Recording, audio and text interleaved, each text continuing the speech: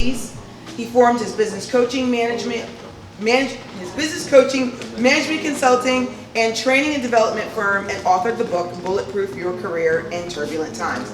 Ethan has also been a member on and off with the Chamber for about 4 years. And when he came to us and he approached and knew that we used speakers, he really wanted to provide a really amazing talk. And so here he is, Ethan Chazin. There's probably a curtain. That's really awesome. You know, I have to write that down someday because that would be a great elevator pitch. Matt, can you, excuse me, Matt's over there. Mike, yes, sir. Can you hear me? No. Jesus. Nina, can you hear me? All right, Jay, we're good. Ladies and gentlemen, I failed to introduce number 2 in command. Jay will be on the videotape this morning, so if anybody's interested, Jay is a graduate student studying business analytics at a school that I teach at, a little old school in Hoboken called Stevens Institute of Technology. If you're looking for any type of assistance in taking any kind of data that you've gathered or want to gather and turn that into strategic decision making to grow your business, talk to Jay about possible opportunities. Good? Good? You're cutting into my time. Can I start now? Yes. Okay, you're going to start? So welcome, as Juliet said, my name is Ethan Chazin, and I am the president and founder of the Chazin Group. I'm schizophrenic, so I'm an army of one. I'm going to assume that many of you are like-minded if you're business owners or professionals. The talk that Juliet was kind enough and Maria to invite me here to give you today is called How Do You Develop Your Own Amazing, Awesome, Compelling Brand for Your Own Business and Professional Success. Unfortunately, there's no way in hell I can do this justice. I spent 20 years in corporate America. I then, as Juliet noted, went out on my own in 2009. I've spoken to about 15,000 people. I've worked with over 250 organizations. There's no way I can cover it all in 20 minutes. So what you should do, if I were you, I would grab the PowerPoint slides that Juliet was kind enough to produce for today. That covers the length of this official program that I typically do over about a 2-day period. I'm cherry picking the most salient points to give to you in the next, 18 minutes or so. So we have 20 minutes start to finish of me sharing information, and then a 5-minute Q&A. Do I have everybody's attention? Yes. Yes. I haven't lost the audience yet, right, Dawn? I haven't lost the audience yet. Okay. Thank you, Jordania. Thank you. Stay a while, try the veal, tip your waiter. I'm here all week. So first of all, the thing that I need to convey to you this morning is we're talking about something, Steve, that's really weird. It's called your own brand. Now, you may be thinking you're either receptive or hate the idea of yourself as a brand. I don't really care which camp you fall into. To think about yourself as a brand, you need to fundamentally rethink what a brand is by definition. What's a brand?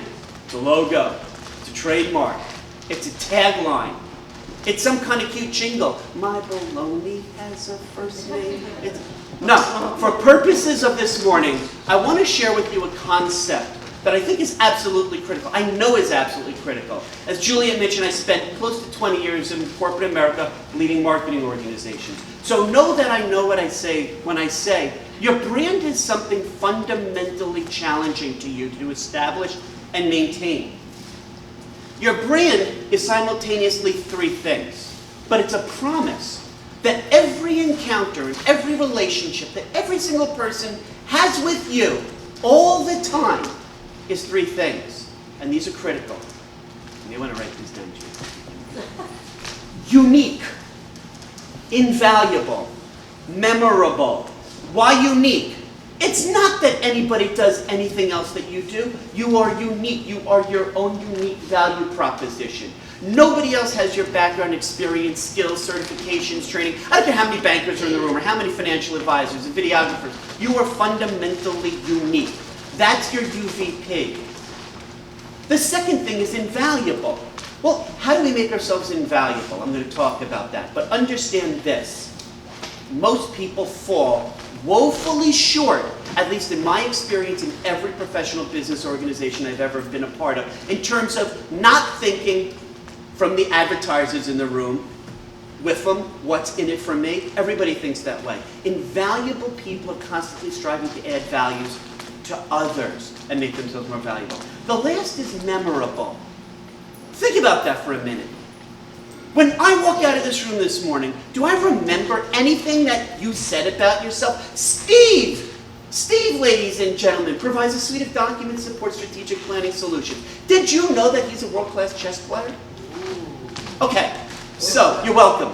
Memorable, if you think about your brand, your reputational brand and the impact that you have with other people, you could almost say you're remarkable.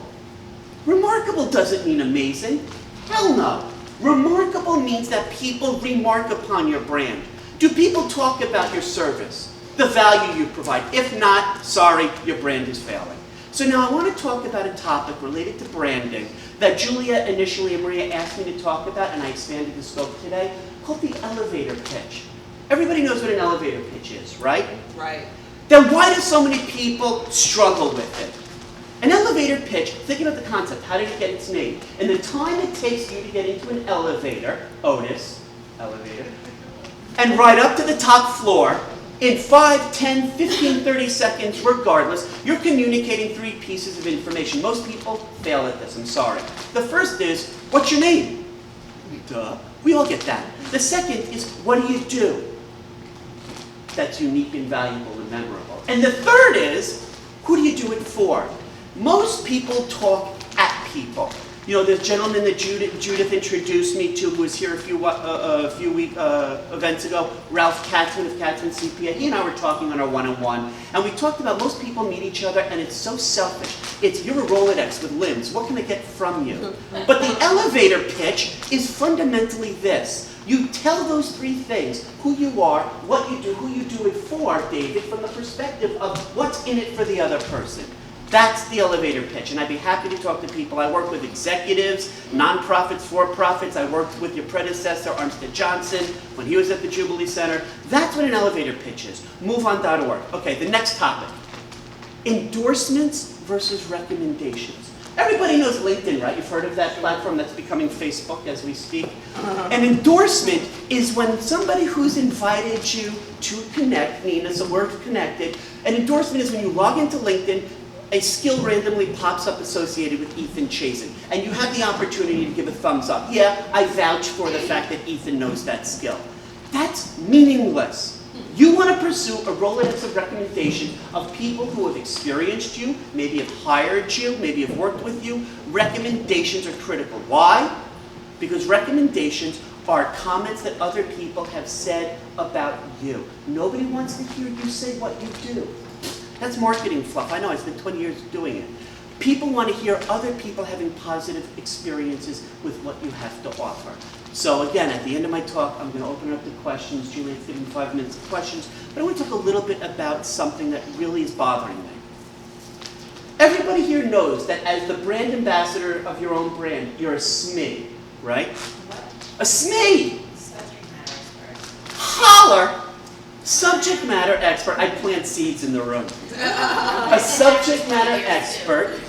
You know, this is fundamentally simple to conceptualize, but incredibly difficult to achieve as far as building a world-class brand. What makes you a SME? Well, for starters, this, getting out and speaking, talking to, getting yourself in front of people who you've identified in your strategic relationship document, which I'll talk about, which none of you probably have written yet. The people who are most receptive to what you have to offer as far as your brand to potentially hire the brand of you. How many of you have spoken before? Anywhere? I'm preaching to the choir. For those of you who have, and we'll do more of it, and for those of you who are thinking about getting out and doing this, this is why Juliet was absolutely spot on. Every month we meet and we have somebody who's a member get up and give this opportunity to share information and to teach. Not to sell yourself. That's an outcome, hopefully. But have you ever served on a panel discussion? That's critical. That's an opportunity to be involved in a group dynamic. Has anybody ever been published in an article? Okay, hands still going up. You want to be recognized in the communities in which you live and work, sure, but think more holistically about a community as a group of people who can benefit from learning from you. How else do you become a SME? you blog. Blogging is a regular recurring, at least twice a week if you're doing it well, possibly once a week, at worst every other week. It's an opportunity to reach out to your network and talk about the things that you've carved out as your niche of expertise to the audience of people who you hope to educate and therefore influence to buy into your brand. So there are a number of things. Question, who here has a list of your success stories written down? I'm starting to see the hands drop, but still a few. This is awesome. I want to see, for David and the rest of you, raise your hands, and everybody else, I want to see after today, as your coach, a list of the 4 or 5 key things you've accomplished professionally or through your volunteer activities, influence in the community, that you are most proud of. These are the things that you talk about and your face lights up. These are the things I'm most excited about. It could be as a business owner, running your own business, having worked in other organizations. Again, the volunteer work, anything that's a success story that you've done. At some point, you will know or you recognize that you have arrived. How do you know you've arrived? When people start talking about you. Let's assume, Jordani, it's all positive. Wonderful. Let's think that it may be negative. At some point, you need to start thinking about defending your brand. Your reputation is all we have at this point in our lives, where competition is everywhere. How do you defend your brand? And when I go out and I get hired by clients to do a brand audit, I look at least every month. You go in quotation marks, you search on your name and your business name, in quotation marks, Google, Bing, and Yahoo, and you're constantly monitoring what's being said. Why do you do that? Because there are 2 worlds that you're stepping in and out of all the time. Your outside world, where we meet face to face. How you doing, Ken? I'm good, all right? How you doing? And then when we go online and check each other out, you need to reconcile the fact that your brand is absolutely consistent. So I want to talk to you about something else, which is an awesome exercise. Good. Good. Be one example, says Barbara. This, Barbara, may be painful. They may have to come seek mental health guidance after this. You're going to do a brand audit of the product called you. How are you going to do that? You're going to, I want to see everybody at some point, or hear from you, that you've written down the 5, 6, or 7 key attributes, personality, characteristics, values, one-word adjectives that you would want, David, everybody to use when they're talking about you. Ethan Chazin, compassionate coach, Chasing the dream. What do I want people to know about me? Compassionate, intense, helpful, knowledgeable, strategic. Doesn't matter what I want. What do you want to be known for? Here comes the funny, weird, awkward moment. Go out into your group of friends and group of professional peers. Pick 5, 6, or 7 people who you think know you really, really well. Ask them to provide you with a similar list.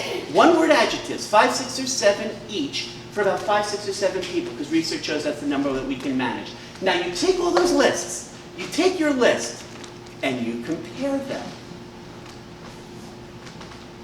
Lost. What you want is to have a complete overlay of the brand attributes, adjectives, or characteristics you would want your world to say about you. And shout from the rooftops, hopefully. You would want it to be in perfect synchronicity. Then you know you're living your reputational brand. If there's a little bit or any disparity between what people are saying about you, who know you best and like you, and what you want to be known as, fear not, my fellow chamber members. That's an opportunity for you to adjust and tweak your brand accordingly. Have I lost anybody yet? Awesome. How else do you build your brand and become a subject matter expert?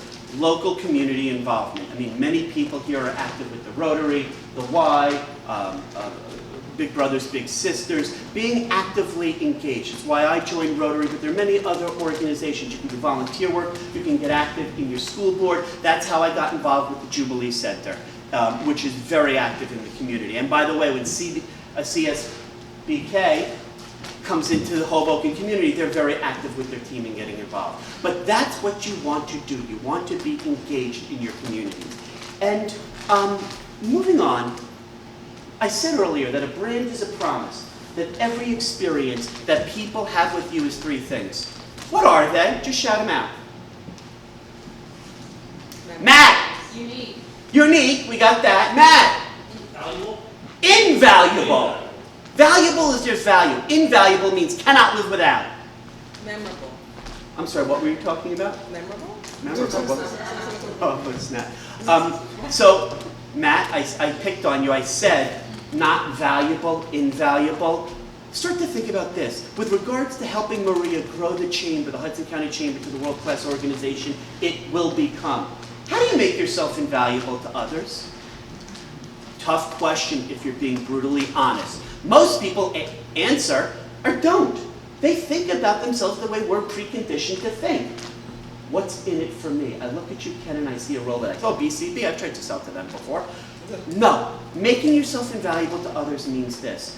When you meet people, do you share articles that you think can benefit them? Do you send them links to videos like TED Talks? Do you connect people? A few months ago, when I was talking to Judy, out of nowhere, Ralph Katzman CPA, happens to walk up drinking his coffee, and what does Judy do? She stops in mid-sentence and says, Ethan, do you know Ralph? Ralph, blah, blah, blah, and she does his elevator pitch. Ralph, we've just met, Judy and I. She turns to Ralph, have you met Ethan? People who are invaluable are facilitators. They're farmers. They plant the seeds of nurturing relationships. So these are some of the things that you can think about.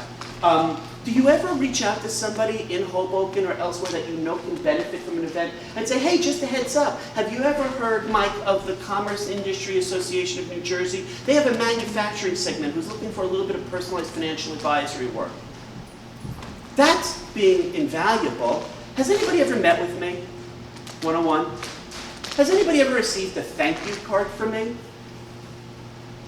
Batting 100%, I'm in the Hall of Fame. Has anybody here ever met with me and I've shared information? Okay, about 2 out of 3. This is what we do to make ourselves invaluable all of the time. Why am I here today talking about branding? No, I wasn't filling a slot. There wasn't a vacancy. There were a lot of speakers.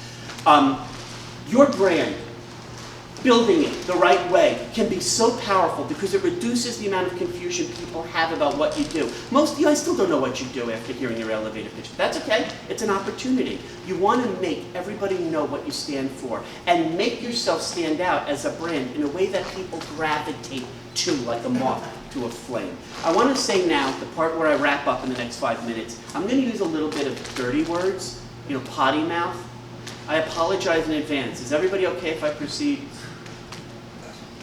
You're in advertising. You're dying to hear it. I'm going to use potty mouth. Networking. I'm sorry. Networking is a dirty word. I hate the phrase, you're not ever going to say networking again. Ever. Networking has nothing to do with human beings. Networking is a term for computers. I'm going to talk about your relationship forging strategic plan. Who here has a written down plan of attack on how you develop and nurture relationships? A written down document. I'm hoping nobody. One, you lie. No, I know he does. Miriam Bowen said you do. A strategic relationship plan is the following. I can work with you to write this down during your complimentary consultation. Have you written down in enough characteristic detail, qualities, in enough detail, specificity, the ideal person that you would love to meet? In so much detail that I would know Marie Papp when I saw her and say, she's in my sweet spot. Have you written down all the characteristics? This is what it sounds like, Ethan Chazin, the Chazin Group. I provide a suite of employee training and development programs to banks that have a national and international presence with a strong local Hudson County community and a lot of branch offices to train. That's how I can reach out and easily influence PNC to hire me. But just as easily, Jordania convince Investors Bank to hire me, as well as CSBK. Why? Because I've written down a plan of attack. So your strategic relationship plan says who would be the ideal person or people you're looking to meet. You need multiple versions, Steve, not just one. The second is, what associations or groups do they belong to? Why? Because that is where you would go to find other of the same type of ideal relationship. Hudson County Chamber of Commerce, no-brainer. So you've listed the ideal attributes of your ideal contact profile, where they get together. You then go to those organization websites, you go click on the events tab, and look at what's happening in the next 30, 60, 90 days. Why? Because you're developing a relationship building calendar. So I sit with you and I do your coaching, Mike. I should know in the next 30, 60, 90 days where you're going to be, who you hope to meet, and we can do a return on your investment in terms of your time, effort of actually going. Next stop. I want you to think about relationship building, going to these events. Most people say, yeah, I'm going to go. Nina said I should go. I'm going to go. They click register, they go. Hell no. An event is a three-step marketing activity. The pre-event, the event, and the post-event. The pre-event is you determine in that group of people where you want to go. You determine who has signed up, registered to attend, and if there are enough people for you to spend 3 hours possibly investing your time there that you want to forge a relationship with. You then send them a customized LinkedIn invitation. Maria, I see that your chamber is hosting an event in August, the third Friday. I'm a member. I'd like to invite. I'd like to speak with you when I go there, if not before. Looking forward to meeting with you. I know it sounds clunky because I use Maria as an example where I should have used somebody else. But that's what you're doing. Why are you doing that? Setting up expectations. And you're also, hell yes. Thank you, Maria. But you're also, there's another reason, be unique. Nobody else does this. You want to be memorable and invaluable. So that's step one, the pre-event. So now you go to the event. 521 rule. 521 rule. In 5 seconds, can you say something that you should have pulled right off of your elevator pitch script? In 5 seconds, Nina, can you say something that's so memorable that somebody says, oh my God, wow. Barbara says, tell me more. So, in the time she's graciously given you to talk about yourself, in the next 2 minutes or so, you give a little bit more of narrative. Hi, how are you doing? I'm Ethan Chazin, the Chazin Group. It's my life's passion to help as many people as possible find their dream. That's a hook. You all have one. You just need to pull it out. So the one in the 521, every event like this today, when we get to the networking part, when we get to the relationship forging part a little bit, the one should be you schedule a one-on-one later on after the event. That's the third step, the post-event. You schedule some time to sit down and learn about people. Here's what a relationship building event sounds like when you're meeting people and you genuinely sound like somebody who gives a crap about other people. How are you doing? Why are you here? What do you hope to get out of today? What are some of the challenges, Mike, that keep you up at night, convincing other people that you're unlike any other financial advisor and that you're compassionately aligned with their life and their career and their family goals? What are your challenges? And then after the event, you can then get together with people and talk more and forge a relationship. So, wow, we're making a lot of progress here. That's the post-event. It's a 3-step process. The pre-event is everything that you do before you ever show up at an event that you've strategically decided in your plan you want to attend. The second is the event itself, and you work the room by being interesting. And then the third is afterwards, you actually schedule some time to meet and see if it's a love match. So having said that, I think we're on track. I want to close, but I want to say thank you very much for giving me time to talk. And thank you, Juliet and Maria, for letting me talk today. Please, at the next part of today's event, utilize some of this to see if you can forge or strengthen relationships.